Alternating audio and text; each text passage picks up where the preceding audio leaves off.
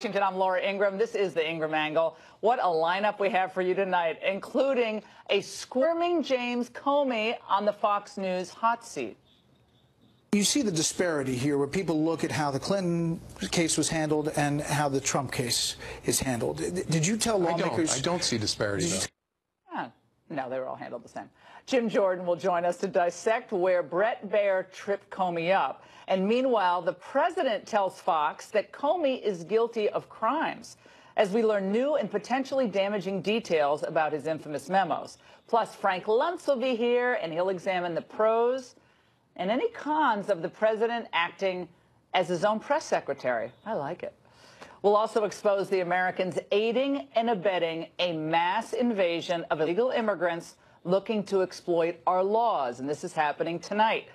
And Nigel Farage is here in the middle of the night in Britain, but he's getting up for us to examine this nightmare scenario, the sacrifice of a small child on the altar of socialized medicine. But first, the new counterculture. That's the focus of tonight's angle. Entertainment elites are in total freakout mode. Why? Because one of its megastars, Kanye West, announced that he's thinking for himself. It kind of felt like a cultural earthquake over the weekend when West tweeted that he liked the way a conservative black activist thought. And yesterday, he followed this up with a string of pro-Trump tweets that has the internet exploding. He declared his love for Trump and extolled the dragon energy they share. What is that? And he refused to let the mob shake his love for the president. Now, look, this isn't about celebrating one superstar's endorsement of Donald Trump. What I'm going to be talking about is shining a light on the most intolerant crowd out there. You know, the people who claim that they have a monopoly on tolerance and inclusion. Think about this. Other than academia, there really are few industries that the American left dominates like it does entertainment. For Kanye's sin of speaking his mind, musical icons like Drake, Kendrick Lamar, Nicki Minaj, and Rihanna unfollowed him on social media. What a punishment. And the reaction from elsewhere on the left was just as pronounced. Two different celebrities desperate for attention and finding ways, whether it's positive or negative, to get it. Now his wife is tweeting back at people basically saying, don't be too hard on my husband. Don't necessarily make it seem like he's going through some sort of mental breakdown, which we know he's had mental health problems. Like, I don't even know what happened here. I think Kanye West just realized he's too rich to not be Republican. I don't even know what it is. We have the right to independent thought, and I independently think that Kanye has lost his mind. Is Steven still in character? I always forget. Look, original thought will not be tolerated by this crowd. And anyone who breaks from the Borg mindset must be shunned or bullied back into the fold. Kanye shared a text exchange with R&B superstar John Legend. Love John Legend. Love his music. But this text exchange today illustrates the point I'm making. Legend writes, "I hope you'll reconsider aligning yourself with Trump. You're way too powerful and influential to endorse who he is and what he stands for. So many people who love you feel betrayed right now because they know the harm that Trump's policies cause, especially for people of color. Don't let this be part of your legacy." Well, Kanye West wasn't impressed. He responded, "I love you, John, but bringing up my fans or my legacy is a tactic based on fear used to manipulate my free thought." He's right. I can't believe I'm saying on my show Kanye West is right. He's right about this. Anyone who dares to question the ideological orthodoxy of the left, particularly a black artist, must be brought back into line. Now, let's talk turkey here. Whether Kanye West is brilliantly punking today's censorious elites or whether he's sincerely expressing a belief about the president, it's almost immaterial. Kanye West, I think, has cracked open the door on the glaring hypocrisy of the left. Now, they claim to defend minority rights until a minority disagrees with them. They claim to be for diversity until a truly diverse viewpoint is heard. What West might have unwittingly done is made it a little easier for others to stand up against this herd mentality. He did receive some support for his independence. Chance the rapper, he's on my playlist, hardly a conservative voice, tweeted this: "Black people don't have to be Democrats." Can't believe it, so scandalous.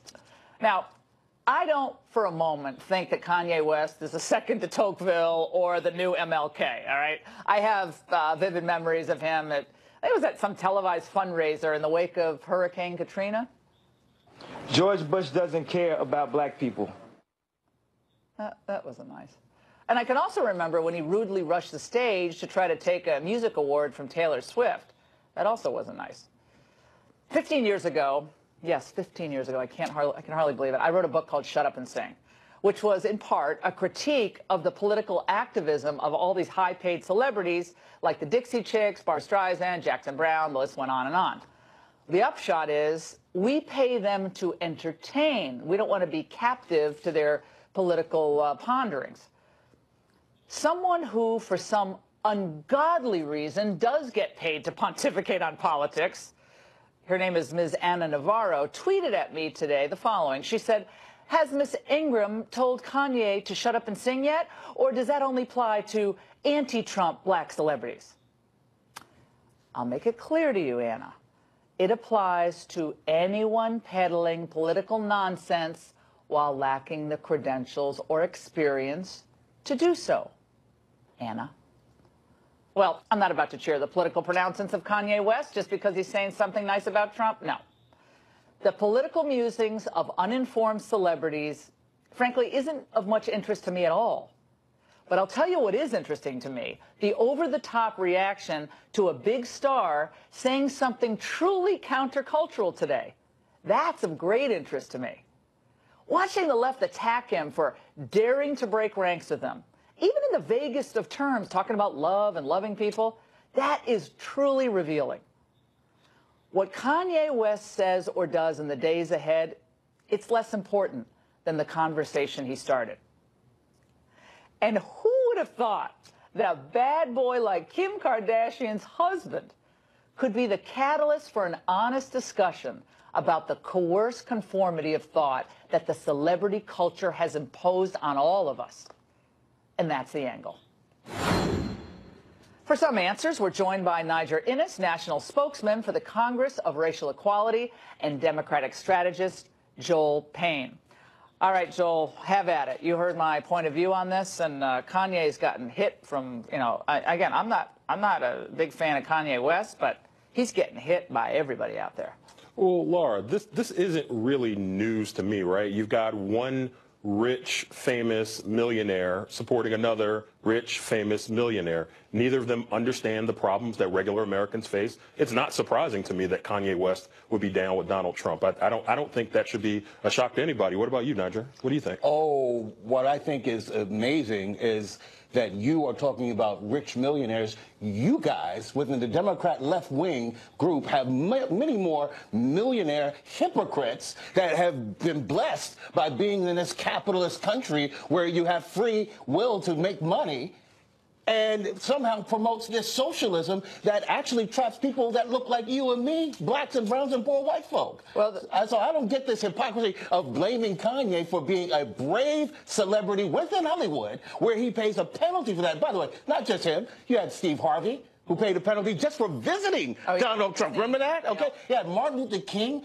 son blamed, for actually just visiting the president. Both of them, by the way, within 6 months regretted that because Donald Trump proved to be exactly that's not true. Okay, because of the intellectual tyranny of you guys. Let's talk about what Donald Trump has done for African Americans in a moment. But Kanye West tweeted out yesterday, Obama was in office 8 years and nothing in Chicago changed. It's kind of a substantive point. Now, what has changed under Donald Trump? Black home ownership under Obama was 46.1% in 2009, but in 2017 it's 42.7%. It's gone up a bit. Median household income for blacks. Median household income for blacks under Obama in 2008, 37,809, and then it went up to 37,211. But it ended up going down in 2011. So Barack Obama didn't exactly kind of deliver the big results. I mean, these are kind of like... These are all Barack Obama's numbers. You guys know this. This is Barack Obama's economy still. Why don't you guys just send the card? Hey, I know the address of Chicago. Just send the card to Barack Obama. I know people over there who you can reach out to. The point of that, the point of that particular graphic is median household income. That's like how much money you bring home. That's really important. And it wasn't just under Obama. It was also in part under Bush, too. Barack Obama did the hard work there that Donald Trump is reaping the benefits of. Food stamp participation. Let's not be wrong. Food stamp participation went up 4.4% under Obama among African Americans. Is that what Ben Carson yesterday announced that he's going to triple the we're not talking about. Well, you know what my point. But I'm just making a point. Is that why? Right. We're making a substantive point, and look, I want to be fair here because I want Joel to get his point out. But I think to say just reflexively, Donald Trump's bad for black people. The economy is soaring. Jobs, manufacturing's coming back. That's good for all people. Yeah. And when you say about the millionaires, I get what you're saying. He's out of touch. But he wasn't out of touch with the working class people. That's why they rejected the globalist Republicans, and they went with, it's kind of odd, this millionaire guy who said, you're given a raw deal by the system that's not performed. He went after Republicans and Democrats, Joel, and he got those people to turn out and vote for him. So I don't think that's a fair criticism of Trump, because those working class people, that was gold for Trump. They really came out for him. The reason that Trump did so well in places like Michigan and Pennsylvania, came within a couple of points of winning Minnesota, is because of the grassroots. But Niger, he got 9%, I guess, of African Americans. That's a little more than Romney, but boy, do Republicans need to do better. 13% of the black male vote, and I fear and I feel sorry for my brother Joe because he's afraid. We break into this monopoly that Democrats have had for over 40 years. The Democratic Party's in trouble. Let me tell you something, Laura. It's not, by the way, it's not just, and God bless Candace. God bless Kanye West. I am a fan, okay? I love what he's doing. But it's not just happening on the airwaves. Today, I just came from a conference called Impact, standing for Multicultural Political Action Conference. 500 blacks, Latinos, Asians, conservatives, all supporting Donald Trump and the Republican Party. There is there's a cultural revolution that is taking place. I didn't even know about this conference. And I know Joel, I feel sorry. You're terrified of it, but it's coming, brother. Get ready. Just point about black men. You're absolutely right, which continues to prove my point that black women continue to be at the tip of the spear. That's good.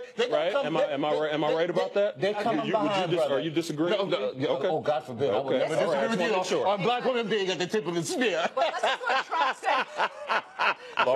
I'm all for the women. I'm all for the women. I'm all for the African American women, but we're going to get more of them to be Republican. This is what Donald Trump. and Silk are doing something about This is what Donald Trump said today on Fox and Friends about Kanye. Let's watch. Kanye looks and he sees black unemployment at the lowest it's been in the history of our country, okay? He sees that stuff, and he's smart. And he says, you know what? Trump is doing a much better job than the Democrats did. Well, I mean, I think, and that's what Kanye actually believes. Seriously, how has life for African Americans over the last 14 months how has it deteriorated under Donald Trump? I appreciate Donald Trump not breaking the glass on the way in for the last 14 months that Barack Obama built. Barack Obama built a strong house and a strong foundation that Donald Trump is reaping the benefits of. So I appreciate that in 14 months he hasn't broken it yet. He's still got time, though. There's plenty of time for him to break it. Let me tell you one bit of glass that Donald Trump was attempting to break before the Democrat establishment in Chicago prevented him from breaking it, and that is the crime wave, that is the war zone, that is the killing fields of black and brown people in Chicago, Barack Obama's hometown, where he did nothing for 8 years. Fact is, in 1 year, it was horrifying. I think it was 2016. There were more blacks killed in Chicago than Iraq and Afghanistan combined. Barack Obama is the reason why there's violence in Chicago. Hey, how many guns? Are you saying that Barack Obama, who started off being a community organizer, still keeps in touch with people, with cool celebrities like Jay-Z, that he could fault that there are soft gun laws in Indiana. In Chicago, Rahm Emanuel, and he couldn't do anything about the crime. Well, it's been governed by Democrats. But guys, this Jason Johnson, who is the Roots political editor, I know Jason pretty well. Yeah, so he basically said that the president is out of touch. And can we play it, guys? I know we're running late. But I want to play this and get these guys to react. When the president starts bragging about all the things he's done for black folk, Kanye West doesn't represent black people. Listen to All Falls Down. This man has been lost for years. And so the fact that the president is still so out of touch that he thinks that talking about a lost, sunken place rapper who married into a reality TV family is somehow reflective of how black people in this country think, that shows this president has no idea what it takes to make America great. Niger. Wow. I now know who my Lord of Blackness is. Who determines who's black and who's not black? He's not an authentic black because he married into the Kardashian family. Wow. What is he getting at there? Interesting. I think that actually Kanye brought more to that relationship than the Kardashians. What? It was a mutually reassuring relationship. What Jason was saying is exactly what I said at the beginning. This is one wealthy millionaire supporting another wealthy millionaire who's made his life easier and made the lives of 97% of the Americans. Right, but Rihanna's a millionaire. That buys his albums harder. Yeah. And you cannot disprove that. And Jay-Z and the entire entertainment Hollywood they actually have perspective. Trying to promote an agenda that is contrary to what made them their millions. Agenda does not serve the people who You know what I think? I think Donald Trump wants more people to be millionaires. I think he's not like Mitt Romney, who's kind of always apologizing for being rich. He would respect that if everyone was a millionaire. What he's trying to do is he's trying to bring more wealth and opportunity back to this country by redoing these trade deals, by bringing manufacturing back, by encouraging people in entrepreneurship, by kicking out immigrants and breaking up families, well, actually, making it harder to afford health care. But actually, Joel, I will say this again. I will say this: if you think the way to help the African American community is to flood places like Chicago with thousands and thousands of indigent laborers, I guess we're on just, I don't get how that and the operative word is illegally, okay? You know, it's not a that question doesn't help African Americans get jobs. As long as they're not from bleep hole countries. Let's just make sure that. Well, I don't care what country you're from. If you're here illegally and you come here and you're taking jobs from working class Americans, whether they're white, Latino, or black, it's not helping anyone. This is the ultimate whose side are you on? Right, we're on the American side. Donald Trump and Kanye versus the rest of us, the 97% of us that live in the real world. You know what? I think the wonderful sisters are going to follow that 13%. I think Kanye has opened people can come out of the closet as conservatives, right? They're always in the closet as conservatives. Maybe a few more will come out then. Revolution is coming. And Brother Joel is nervous. Joel's coming. I don't blame him. We're bringing Joel. We're bringing Joel. Joel is too cool not to be with us. I love Joel. Anyway, everybody. Okay, great segment. Jim Comey made a number of eyebrow raising. I can't raise my eyebrow like I was trying to do that. Raising assertions in his Fox News interview tonight, like the one about the infamous Russian dossier. My understanding was the activity was begun, that Steele was hired to look into, was first funded by Republicans, then picked up, the important thing was picked up by Democrats opposed to Donald Trump. Well, wrong. We're going to set the record straight next with top experts on the subject, including Congressman Jim Jordan and Byron York. Stay there. Stick tit for tat on the airwaves. Comey defended himself by going on the attack on CNN last night. Do you think that there's any credence to the president's claims that you broke the law when you released your memos? I don't. Hope that won't surprise you. I don't. In fact, I think he's just making stuff up. President Trump returned fire in a phone interview on Fox and Friends this morning. Look, Comey is a leaker. And he's a liar. He leaked classified information in order to try and get a special counsel. He also leaked the memos, which are classified. He is guilty of crimes.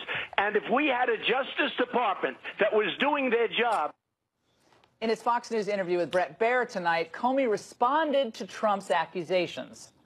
He's just wrong. Facts really do matter, which is why I'm on the show to answer your questions. That memo was unclassified then. It's still unclassified. It's in my book. The FBI cleared that book before it could be published. That's a false statement. Well, let's separate fact from fiction with our expert panel, Congressman Jim Jordan, a member of the House Judiciary Committee and the Oversight Committees, Fox News contributor Byron York, Washington Examiner, Richard Goodstein, a former advisor to President Clinton. All right, Congressman Jordan, a lot to unpack. We've got to get through it all. I want to play for you part of this interview tonight where Brett asked about the Clinton investigation and the comparison. Let's watch. You see the disparity here where people look at how the Clinton case was handled and how the Trump case is handled. Did you tell lawmakers? I don't see disparity, though. Well, there is a disparity. The American people see it. The president's not wrong. He's not making things up. He's not making up the fact that they called up Cheryl Mills and said, hey, Cheryl, what time can we come over and you hand over the emails you want us to have? Cheryl Mills was? Clinton's lawyer and her chief of staff, for goodness sake, and a subject of the investigation when the Clinton investigation started. Compare that to the idea that the president's personal lawyer gets his door kicked in.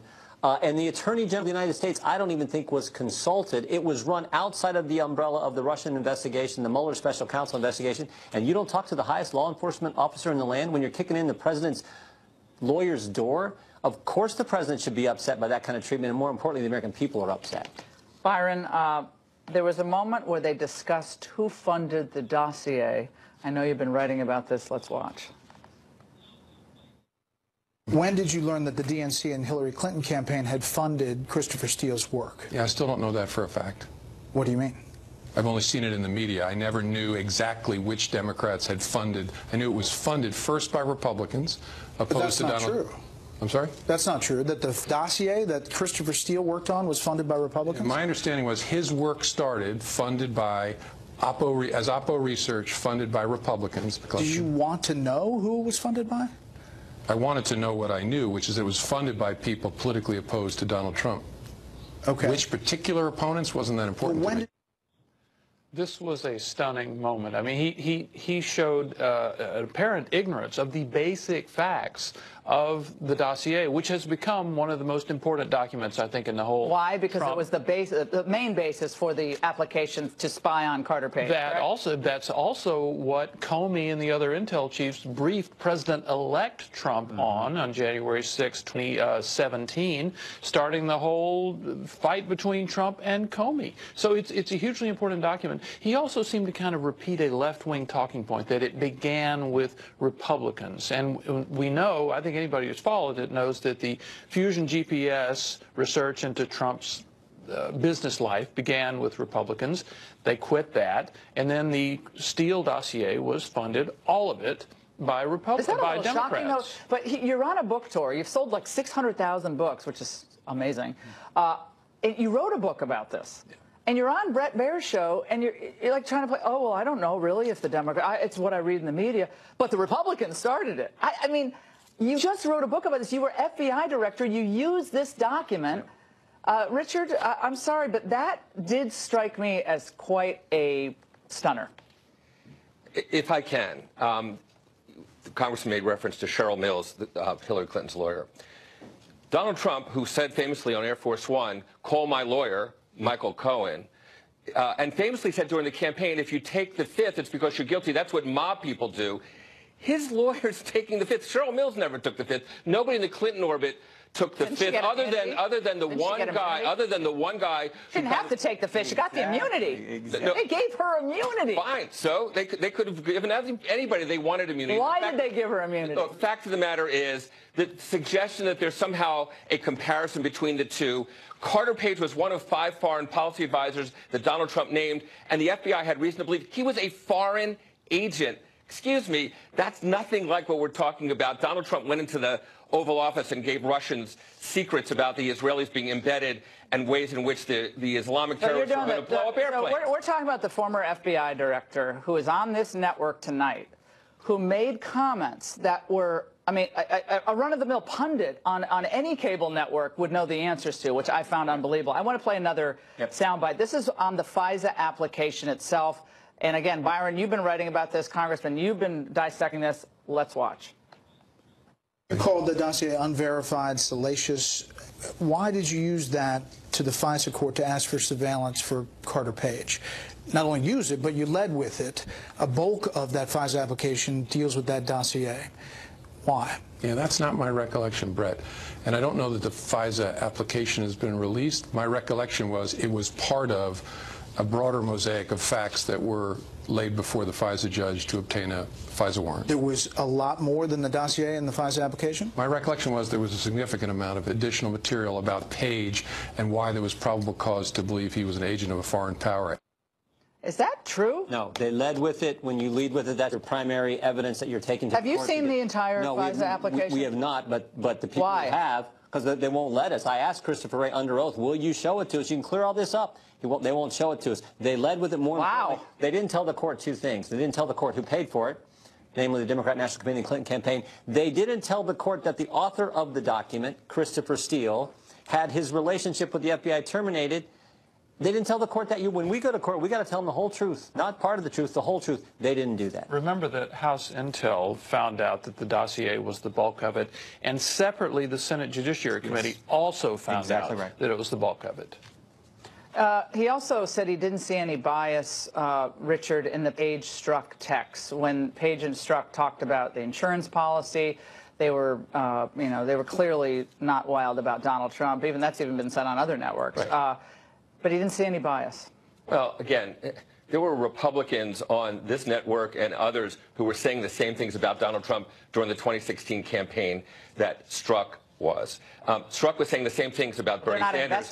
He was saying the same thing about Bernie Sanders and about Eric Holder and so forth. I mean, the fact is they were dishing dirt or trashing everybody they could. So to suggest that Strzok was the person who suggested that Comey do the letter that basically was the beginning of the end for Hillary Clinton. So I don't think you really see bias. It wasn't bias. It was animus towards the president. And Peter Strzok is not just any old person who was criticizing the president. He's the deputy head of counterintelligence. And you know what? He's been demoted and reassigned for his behavior. Byron, I want to bring up another point. The Columbia law professor to whom Comey gave that those memos, 2 of the 6 memos. And he basically instructed him, get them out there. Now we find out, which we didn't know, I didn't know, maybe you all knew this, that he was actually a special consultant to the Justice Department. Yeah.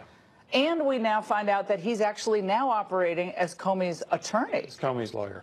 Is that relevant, or does that give him attorney-client privilege? You can't talk to him about this relationship? Well, it helps to understand what Comey was doing in getting these memos out. And this was actually another stunning revelation, not only in this interview, but also in his town hall last night, which is that Comey does not consider what he did leaking. He has redefined leaking to mean only disclosing classified information, and he believes, he has said several times, that he did not leak when he gave this memo to Dan Richman for the purpose of Richman then telling the New York Times about it. Comey maintains that this was not a leak. He also said it couldn't have been a leak because he had left the FBI and was no longer a government employee. Sure.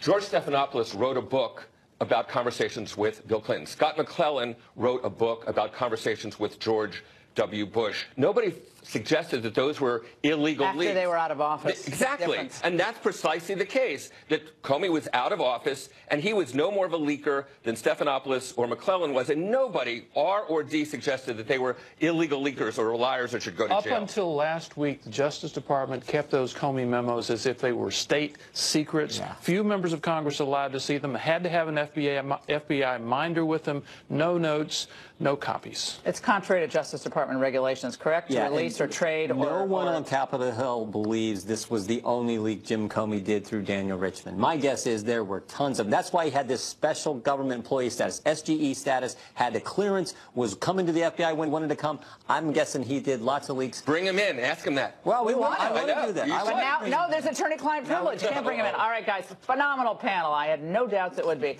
And by the way, we reveal the dubious and possibly unlawful connection between a San Francisco law school immigration activist and a drive to grant asylum to hundreds of illegal immigrants. Next. It's outrageous enough that hundreds of illegal immigrants are preparing to cross the border from Tijuana into California this weekend and ask for political asylum.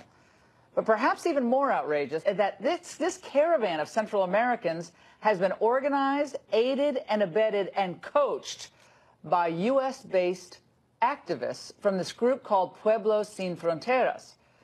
Now, why have the media turned a blind eye to the role played by the group's project coordinator, Alex Mensing, who is also a program assistant at the University of San Francisco's immigration clinic? Well, let's get into that with a pair of immigration attorneys. Dan Stein is in Tampa, and Francisco Hernandez is in Fort Worth, Texas. Dan, let's start with you here. This is quite something. We have American NGOs and other NGOs working to get the publicity going for this group. They come every year around Easter time and they make their way into Mexico. Mexico usually disbands them quite effectively, and they actually started to disband them before I think the president started tweeting about it a couple weeks ago. But you have these lawyers who basically embed with the groups who are American lawyers. And they're going over, okay, this is what you say for credible fear of persecution.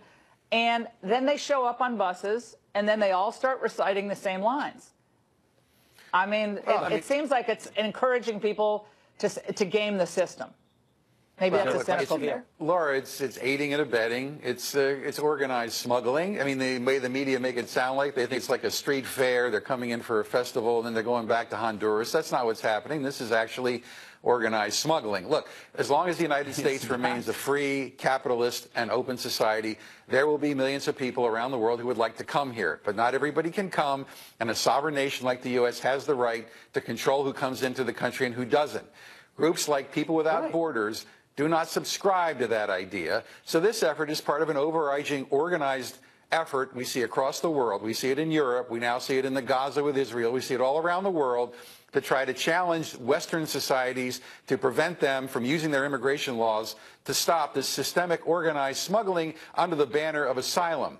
All the people being in have been coached. And you know what? I feel sorry for the folks coming here. A lot of them look like really nice, good people. But the point is, if only refugees can get in, then everybody wants to be called a refugee. And so they get coached in. They know that if they make a credible fear claim, if there's no detention space, they're going to be released for years before they get the asylum hearing. And luckily, the Trump administration is taking steps to stop this by using a rocket docket and deploying immigration judges to extradite the removal. Right, let's get Francisco in here. Francisco, Mexico has tried to help out here and at various points, including by telling the folks, look, you have 30 days to leave Mexico. Like, you have 30 days. We'll give you a transit visa, and then you have to leave Mexico. So what their point is Mexican officials have said, if you want asylum, we'll give you asylum. I mean, but they have made it clear, and various sources have told me, that the Hondurans, overwhelmingly our Hondurans, don't want to be in Mexico. So they're not interested in going to any country except our country. Now, why is that? Except the promised land. But look, listen to what you guys are saying. Are we now against legal immigration? Asylum law is a legal process by which these folks can apply to come in. They either have proof or they don't. You can't coach proof, but what they're trying to come in under a legal process. That is our law. They're not coming across. There's no smuggling. There's no illegal entry into the United States. They're applying to come into the United States legally. Isn't that what we wanted? And you know what? If there's 400 of them right there at the border, maybe President Trump can bring them some bricks and we can start building the wall. Well, I think since we spent about $116 billion all told on illegal immigration, when you add that up, that would be how many walls? Like 5 walls for $116 billion well, I thought a year? We were talking about legal immigration. Yeah, well, no, we're talking about people who come here illegally in the United States. And many of the people who've been interviewed said, but no. And the people, well, hold on, who have disbanded from the group say, we're going to get there. Like, we're going to get there. If we don't get in as asylees, we're going to get in. I mean, they're very that's not adamant. Illegal immigration. No, but that's not illegal immigration. Francisco, they are invoking the asylum laws that is the law of the land. Francisco, are you saying that you don't believe there is fraud in the asylum application of the asylum laws in the United States? Sure, is that there what you're is. saying tonight? Sure, there is fraud. It's sure rampant. It's rampant. And immigration is very good at ferreting it out. You can't coach proof. The problem here is that we do have to. Francisco, you're not putting on witnesses. Whoa, hold on. You're not putting on. Well, you know this. You're an immigration attorney. Right. Do you think the 24-year-old mother of 3 is putting on witnesses? Who's going to determine? Okay, here's my documents. Oh, they don't have any documents? What are you talking about? Miss Ingram, who's going to determine credible fear? But the U.S. agents, it's the Trump administration's agents that are going to determine whether these people can prove immediate fear.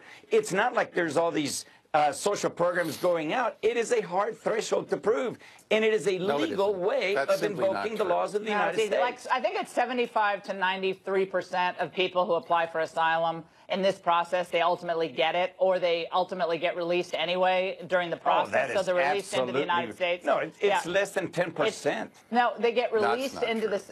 Dan, do they not get released after they've applied for asylum into the United States? First of all, the first standard is what's called credible fear. It's a very low threshold. All you have to say is, "I'm afraid to go home." They can request the hearing before an immigration judge. The problem is the cases get backlogged. They get released into society. They're here for years. They never. I wish I had $1 for every alien who, after doing a credible fear claim, doesn't show up for the immigration hearing. I wish I had $1 for every time an alien who's ordered deported doesn't show up for their deportation, or $1 for every. I mean, it goes on and on and on. As a separate matter, hold on one second. This is a massive mess. I mean, we have a massive mess on our hands. Change the law, then fix the law. The Trump administration is trying to change the law. Yeah, Francisco, you're absolutely right. Go down the border and check this out. Hold on. Francisco, I'm saying you're absolutely right. These laws do need to be changed because the way the asylum laws are written now it's easily gameable. Okay, so that's even a word. It's easily gamed, and it does have to be changed. Well, hold on. It does have to be changed because it's actually putting the migrants' lives at risk. You have these kids crossing that are being manipulated, and they're being hurt by these gangs and recruited by gangs. This is a humanitarian nightmare that we've helped create. So we've got to fix these laws. God bless you. Thank you for saying that. That is absolutely 100% correct. By the way, just a fact for our audience, and we're running over. This just came out today by the federal government. The federal government loses track of 20% of the unaccompanied children within 3 months of their arriving here. This was HHS testimony today. They've lost track of 7,635 unaccompanied children that they had to check in with over the last 3 months, the last 3 months of last year. They lost track of 1,500 of those after 30 days. And Laura, we don't know where they are. In the meanwhile, Congress is still sitting there doing nothing. Many of the people who say that they're fleeing are actually, they say they're fleeing gang violence, but in fact, a lot of these unaccompanied minors are recruited by gang MS-13 in this country. All right, we're out of time, we have a guys. We're direct way over. relationship between gang violence and illegal immigration. We've agreed on something. At the border next week. Hey, Francisco, we're going to go.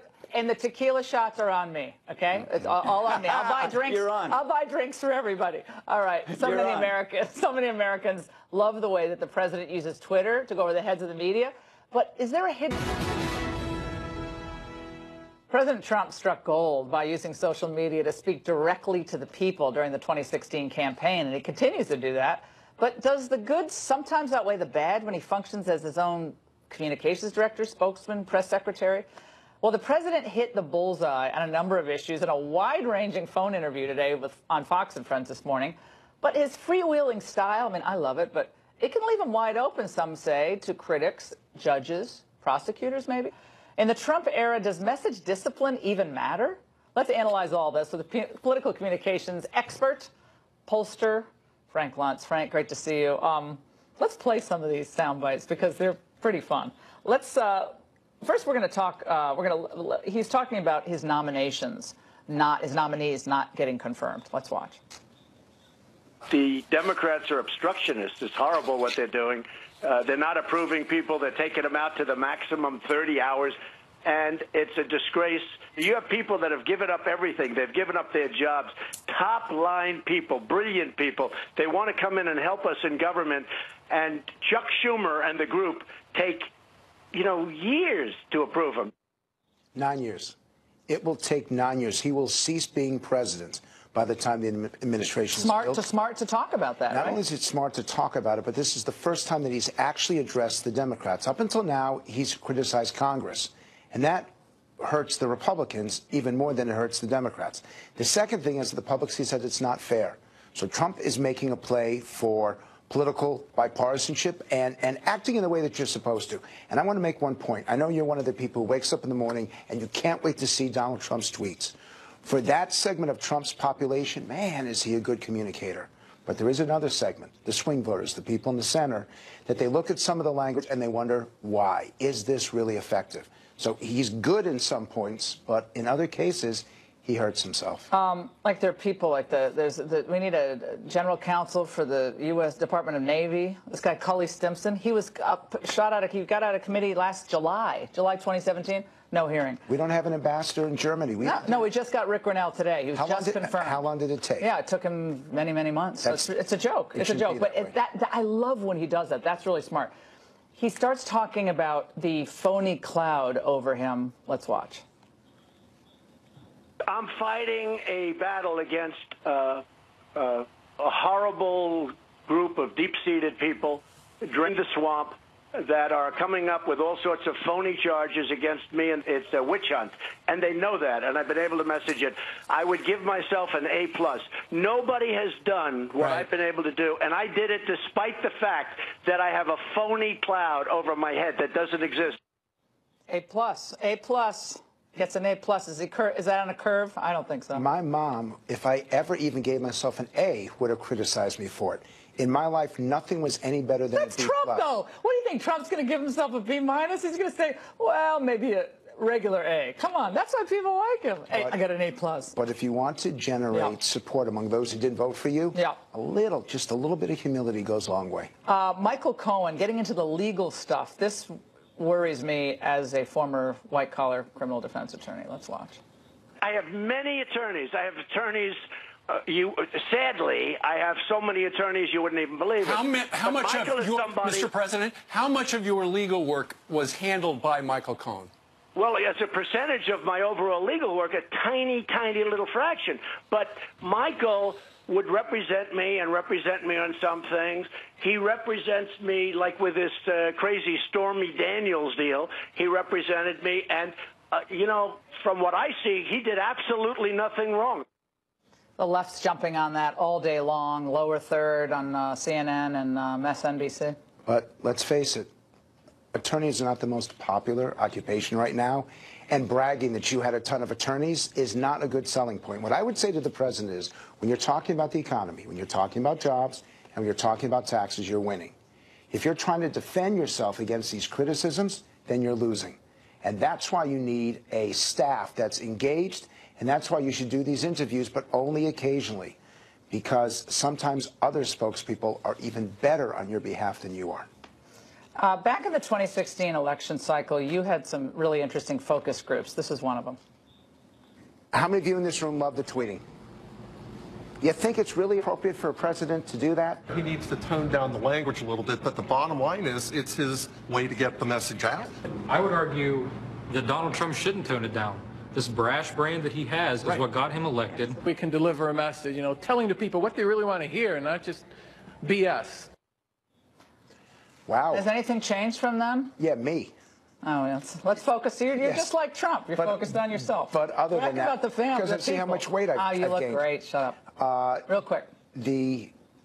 If you are trying to appeal to your base, the tweeting is perfect because they wake up in the morning and they can't wait to read it. But if you're trying to win over those swing voters that Republicans are going to need in the fall, better to focus on policy and focus on success rather than focus on anything. And this is how your life is getting better, and I'm going to keep doing it. Very interesting. Frank Wantz. Stay right there because Nigel Farage will join us from London to analyze the heartbreaking story of little Alfie Evans. What you haven't heard before will reveal tonight. Quality of its mercy, while Britain's socialized medical system appears to be failing that test. 23-month-old Alfie Evans is dying tonight from a neurological condition doctors have been unable to diagnose. He was taken off life support by court order on Monday.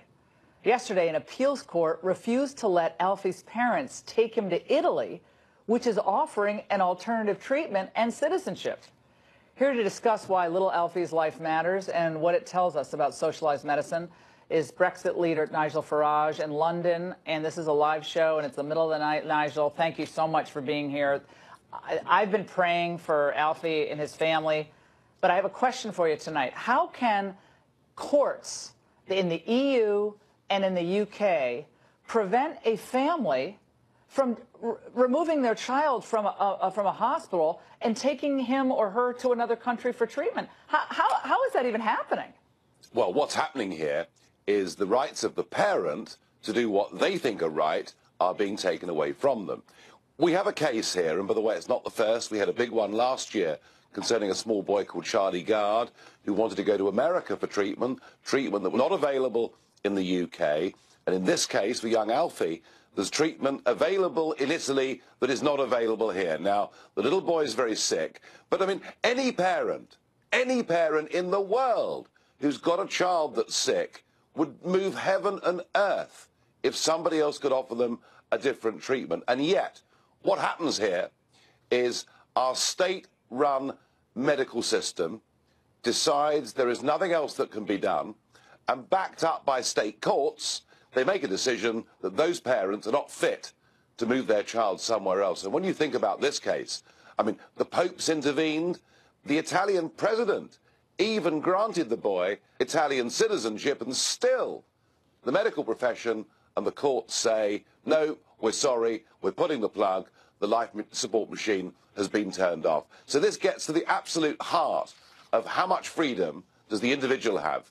How much decision-making process do the parents have? Yeah. Or are our children now owned by the state? I mean, Nigel, it's almost like they broke Alfie's father today, because at the beginning of the day, he was saying, come here and see how my son is a hostage of this hospital, which is what we on this show and so many others have called him. He's like a hostage of the National Health Service. And he said, what we are enduring is not right. But by the end of the day, he had changed his tune and basically said, everybody go back to your lives. And I think the hospital kind of sounds like he was threatened. And he said, well, you're not going to get anything from us unless you tone it down. There was a picture yesterday of this hospital, Alderhay Hospital in the northwest of England, with 20 uniformed police officers standing outside the door of the hospital to stop little Alfie being taken out and to stop protesters from getting in, using the police to keep the child in the hospital. Now, these parents have been through every single legal process available to them, and I'm guessing, now that the life support machine has been turned off, now that there is no prospect at all of the young boy going to Italy, in the end, the father has accepted the inevitable. Whether he was threatened or not, I don't know. But what I do know is that when I was involved in this Charlie Gard case last year, I turned up outside the hospital, in this case Great Ormond Street Hospital in London, and I was told in no uncertain terms by the PR services for the hospital that what I was doing was damaging the reputation of the hospital by doing press reports outside where this little boy was dying. And it is just, it's classic of the establishment closing ranks, the state being all-powerful. And frankly, what is happening today, what is happening right now, is a form of state-sponsored euthanasia, and I hate it. No, he's now an undesirable, and we can't help him. Undesirable because he can't be fixed. I think part of it, we're almost out of time. I think part of it, Nigel, is the National Health Service. They don't want to risk the fact that he goes over to Italy.